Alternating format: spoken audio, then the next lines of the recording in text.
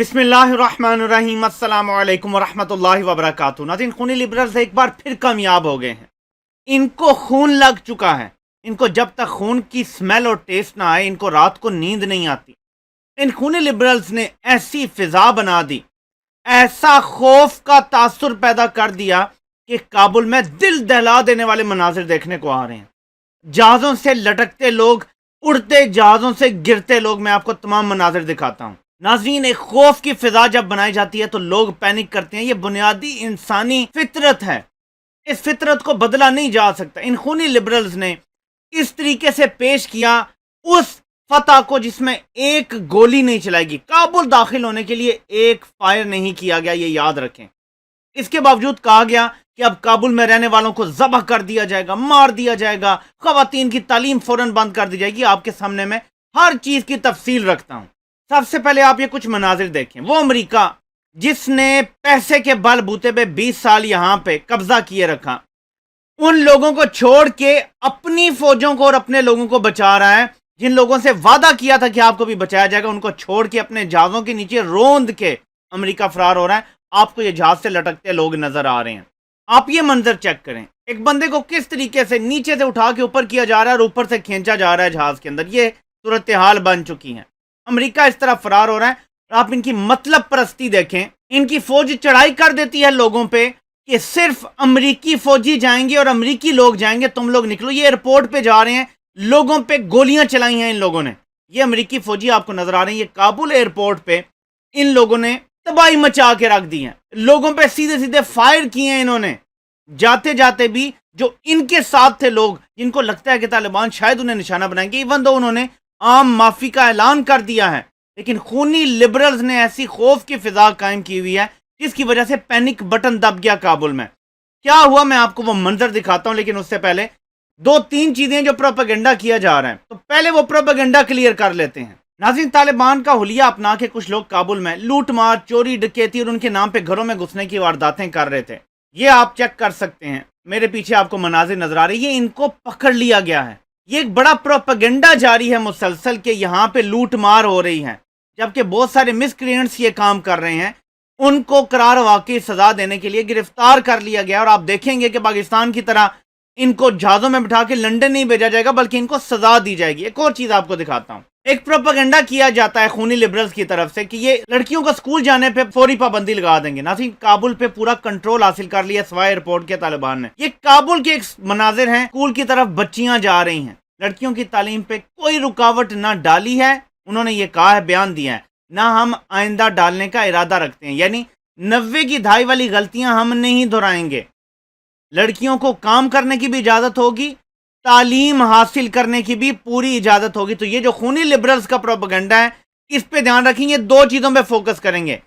एक, खवातीन को स्काफ करने का क्यों कहा है, लेकिन ये तब खामोश हो जाएंगे जब फ्रांस औरतों के स्काफ करने पे पाबंदी लगाता है। फ्रांस तो यहां तक कानून बना देता है कि अगर कोई इदारा ये समझता है कि स्काफ से उनका बिजनेस खराब हो रहा है, तो वो उस खातून को नौकरी से निकाल सकता है, जस्ट बिकॉज वो स्काफ पहनना चाहती है, पर्दा करना चाहती है। जब फ्रांस ये करता है, खूनी लिबरल्स का सबसे बड़ा सेक्युलर मुल्क, तो खूनी लिबरल्स खामोश हो जाते हैं। तब इन्हें औरत के मेरा जिस्म मेरी मर्जी याद नहीं आता। पहनने की चॉइस की ये बात करते हैं, वो इन्हें भूल जाती है। लेकिन जब एक स्काफ की बात होती है, जो अल्लाह का हुक्म है, अल्लाह के नबी का हुक्म है, अगर उसकी बात की जाती है, गो के दीन में कोई सख्ती नहीं है, लेकिन आप इसका और उसका मवाजना कर लें तो आपको समझ आ रही है कि ये मुनाफकत कर रहे हैं।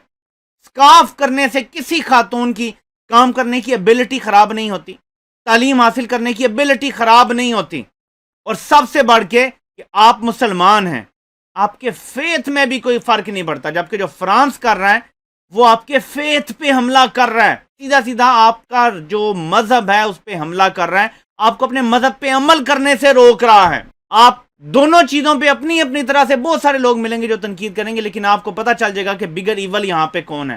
लेकिन खूनी लिबरल्स को कुछ और चीज के लिए पैसे दिए जाते हैं और वो अपनी वफादारी कर रहे हैं। तो मैंने आपको ये मनाजिर दिखा दिए हैं। चोरों डाकुओं को भी पकड़ा जा रहा है और लड़कियों की एजुकेशन आज के दिन भी काबुल में जारी है और कहा गया है कि ये जारी रहेगी। अब आते हैं उन मनाजिर की तरफ, लेकिन इससे पहले मैं आपको दिखाना चाहता हूं कि जब आप इंतहा पसंद हिंदुत्व की आइडियोलॉजी के साथ खड़े हो जाते हैं तो आपका अंजाम क्या होता है। یہ اشرف غنی کے امبیسی سٹاف ہے انڈیا میں، جو اشرف غنی نے تعینات کیا تھا، وہ اشرف غنی کو آج گالیاں دے رہے ہیں. یہ آپ پڑھیں ذرا. We are all banging our heads in shame. Ghani Baba fled with his crooks. He screwed and dash everything up. We apologize to everyone for serving the fugitive. May Allah punish the traitor. His legacy will be a stain on our history. یہ اشرف غنی کے گالیاں دے رہا ہے بھارت میں موجود جو افغانستان کا embassy staff تھا، ان کے آفیشیل اکاؤنٹ سے گالیاں دی جا رہی ہیں اشرف غنی کو.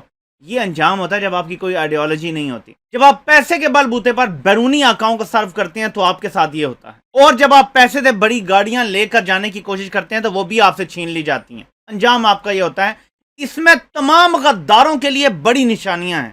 حمداللہ محب اور اشرف غنی کی یہاں تصویر نظر آ رہی ہے اور اوپر گالیاں ہیں. یہ حمداللہ محب وہ ہے جو کل کسی اور کے ٹکڑوں پہ پل کے بھارت کی زبان بول کے پاکستان کو رنڈی خانہ بول رہا تھا. آج اس کو اس کے اپنے لوگ گالیاں دے رہے ہیں.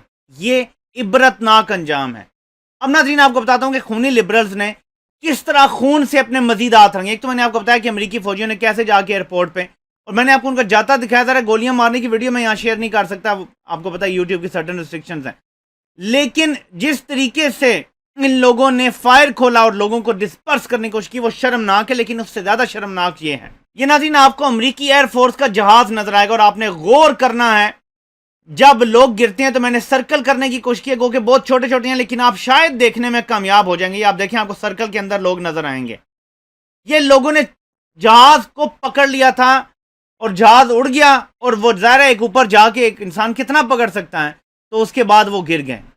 3 لوگ ہلاک ہوئے ہیں اس وجہ سے. یہ ہے امریکہ کا اصل چہرہ جو خونی لبرلز کو نظر نہیں آتا.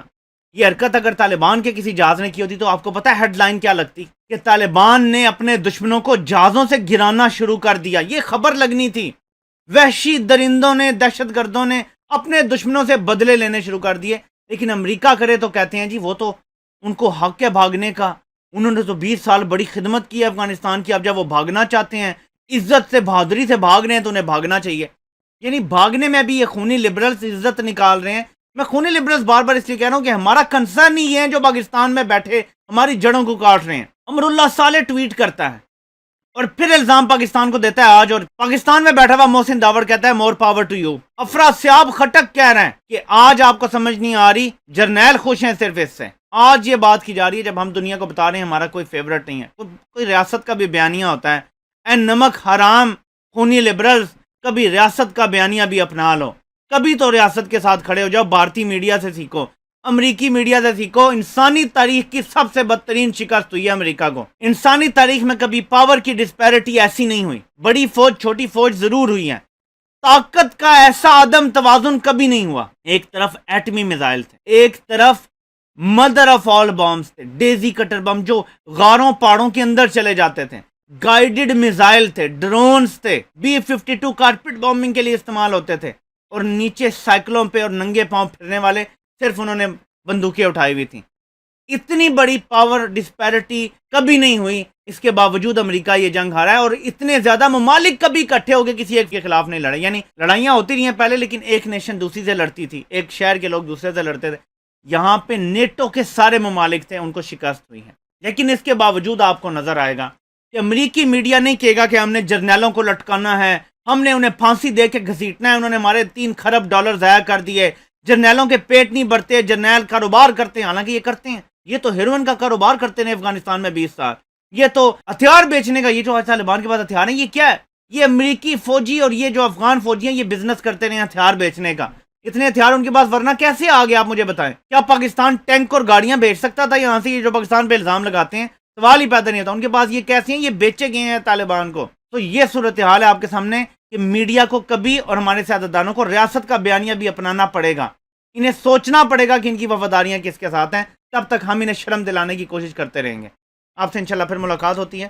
اللہ پاک آپ سب کا حامی و ناصر ہو. آپ سب کے سننے کا بہت بہت شکریہ.